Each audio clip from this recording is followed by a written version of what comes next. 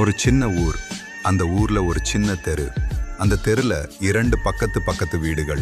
ஒரு வீட்ல சுறுசுறுப்பான ஒரு பையன், மற்றொரு வீட்ல சிரிப்பு முகம் கொண்ட ஒரு பொண்ணு. ஒரு நாள் மாலை கிரிக்கெட் விளையாடி கொண்டிருந்த அந்த பையன் தவறி கீழே விழுந்துட்டான். அவனோட கண்ல கண்ணீர். அந்த நேரம் பக்கத்து வீட்ல இருந்து ஒரு சின்ன கை அவனை தூக்கி நிறுத்துச்சு. அழாதே, நீ ஹீரோ மாதிரி விளையாடுற. அந்த ஒரு சின்ன சிரிப்பு ஒரு பெரிய நட்பின் ஆரம்பமானது.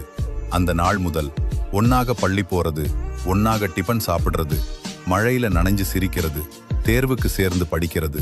நட்பு மெதுவா காதலா மாற ஆரம்பிச்சது. காலம் போச்சு.